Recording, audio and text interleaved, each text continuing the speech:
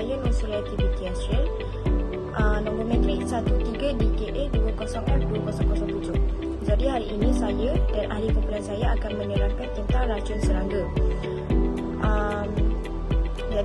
Racun serangga, pesticide, merupakan sejenis racun makhluk perosak yang digunakan terhadap serangga dan merupakan salah satu kaedah mengawal kerosakan akibat serangan serangga perosak.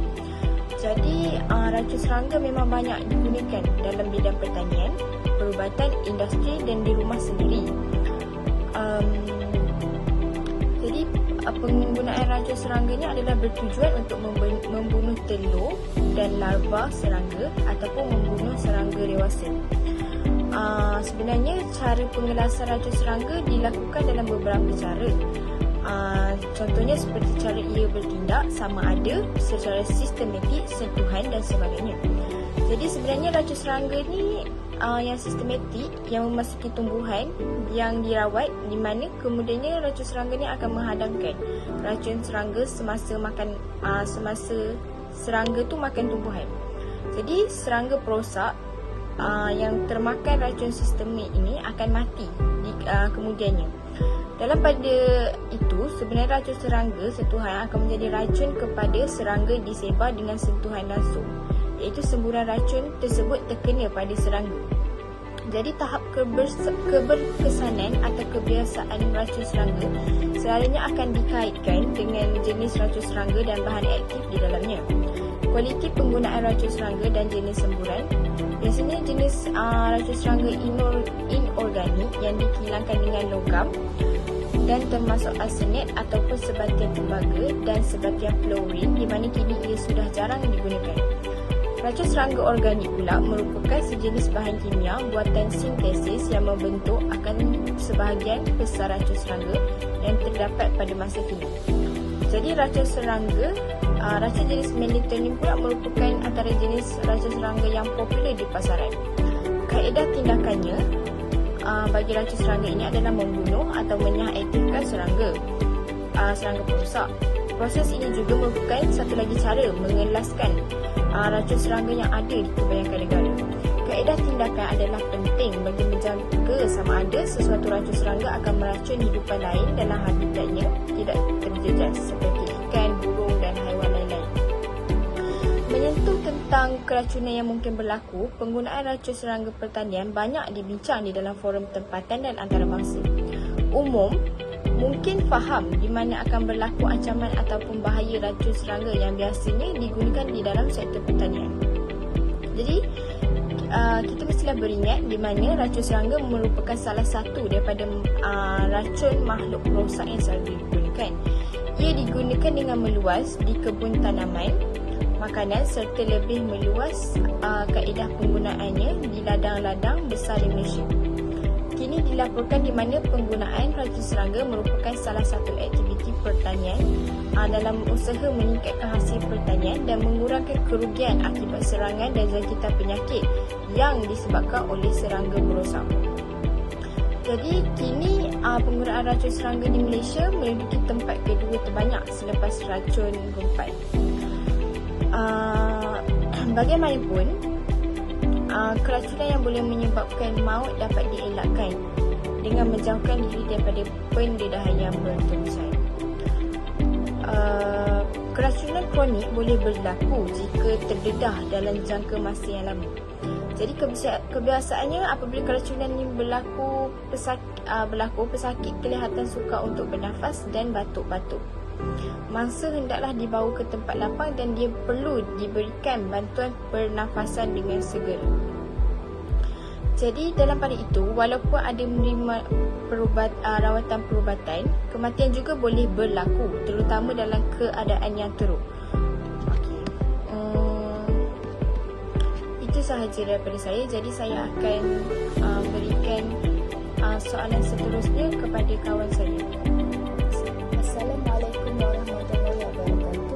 Nama saya Nur Adila Fatihah binti Osman, nombor matrik 13 DKA 20F2021. Saya akan menceritakan tentang pemprosesan sisa bahaya kepada racun perosak. Pemprosesan sisa bahaya seperti beberapa langkah penting untuk memastikan pengendalian yang selamat dan meminimumkan risiko kepada kesihatan manusia dan alam sekitar. Berikut adalah ringkasan perihal pemprosesan sisa berbahaya seperti racun perosak. Yang pertama iaitu pengenalpastian dan penggelasan. Langkah pertama ini mengenal pasti jenis sisa berbahaya seperti racun perosak dan mengelaskannya mengikut peraturan piawaian yang berkaitan. Ini membantu menentukan kaedah pemprosesan yang sesuai dan langkah keselamatan yang diperlukan. Langkah kedua iaitu pengumpulan dan penyimpanan. Sisa berbahaya termasuk racun perosak perlu dikumpul dengan berhati-hati menggunakan bekas yang sesuai yang boleh mengandungi bahan kimia yang terlibat dengan selamat. Sisa hendaklah disimpan dengan selamat, diasingkan daripada bahan yang tidak serasi dan dilindungi daripada akses yang tidak dibenarkan. Langkah yang ketiga iaitu pengangkutan. Sisa berbahaya termasuk racun perosak mesti diangkut dengan selamat menggunakan kenderaan yang sesuai dan dikendalikan oleh individu terlatih. Langkah berjaga-jaga harus diambil untuk mengelakkan tumpahan, kebocoran atau pendedahan kepada manusia dan alam sekitar semasa pengangkutan. Langkah keempat iaitu pemprosesan dan rawatan. Pelbagai kaedah digunakan dalam pemprosesan dan rawatan sisa bahaya seperti racun perosak, termasuk pemusnahan haba, pemprosesan fizikal dan kimia atau kaedah biologi. Kaedah khusus yang dipilih bergantung kepada jenis dan ciri-ciri sisa.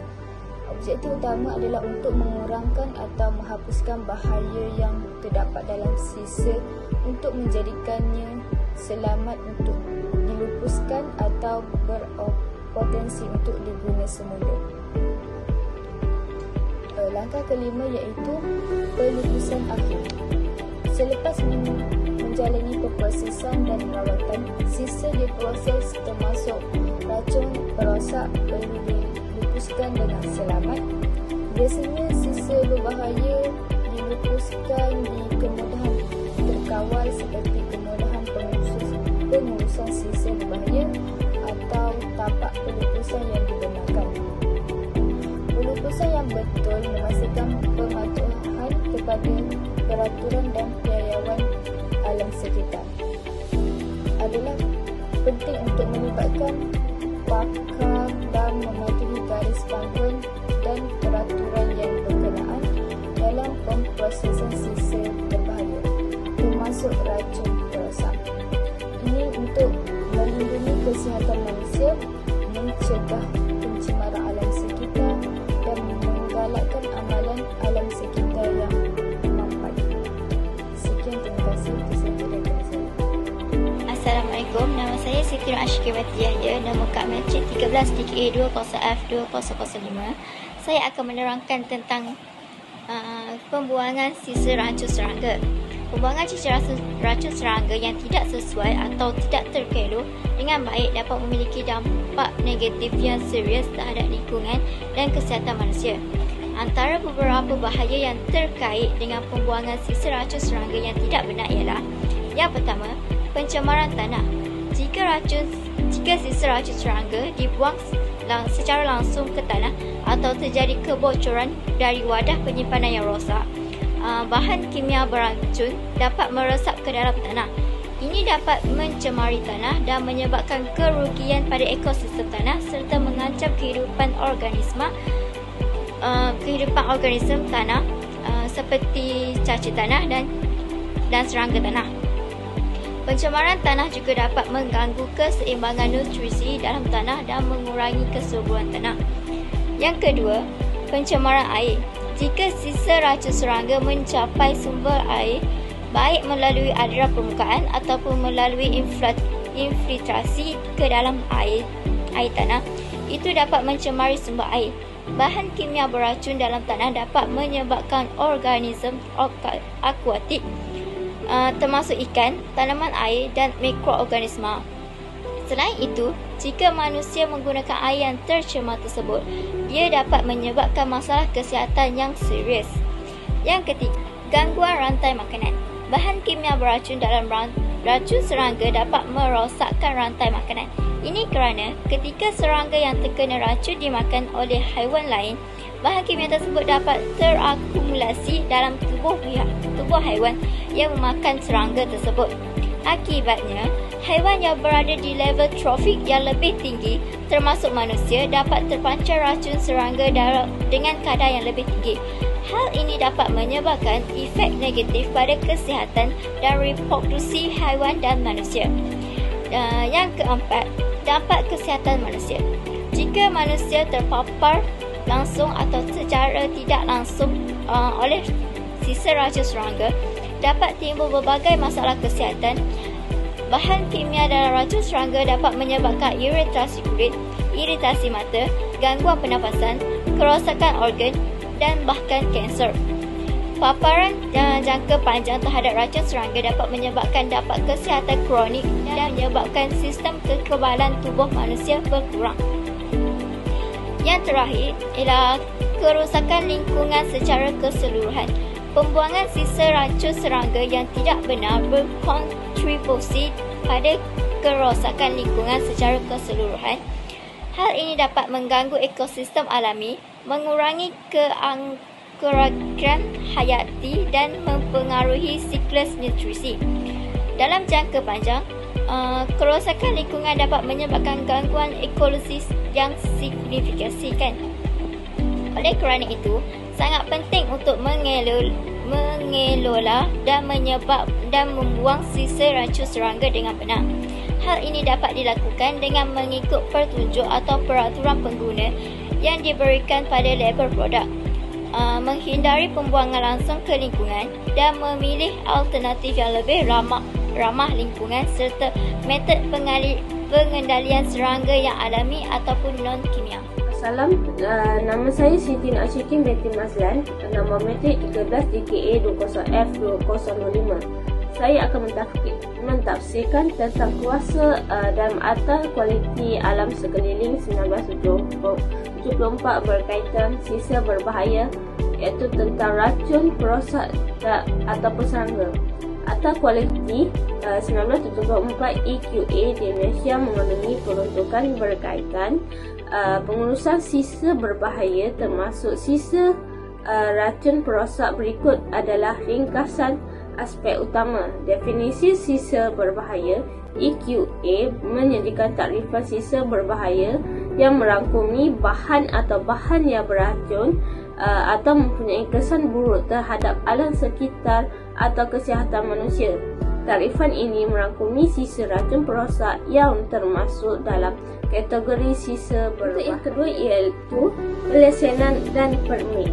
Akta ini memerlukan individu atau entiti yang melibatkan atau yang terlibat dalam menjana, mengendalikan penyimpanan, pengangkutan atau melupuskan sisa berbahaya termasuk sisa racun perosak untuk mendapatkan lesen atau permit yang diperlukan. Permit ini juga mewujudkan keperluan undang-undang dan memastikan pematuhan kepada peraturan alam sekitar. Yang ketiga iaitu penyimpanan dan pengendalian. EQA menggariskan peraturan untuk penyimpanan dan pengendalian yang betul bagi sisa berbahaya, termasuk sisa racun perosak. Ia juga mungkin termasuk peruntukan untuk pembendungan yang sesuai, pelabelan dan pengasingan sisa berbahaya untuk mencegah pencemaran dan meminimumkan risiko kepada kesihatan manusia dan alam sekitar. Yang keempat ialah pengangkutan dan pelupusan akta. Ini menyediakan garis panduan untuk pengangkutan yang selamat dan pelupusan sisa berbahaya, termasuk sisa racun perosak. Ini termasuk keperluan untuk pembungkusan, pembekalan dan dokumentasi yang sesuai semasa pengangkutan, serta langkah untuk pelupusan atau rawatan sisa berbahaya racun perosak.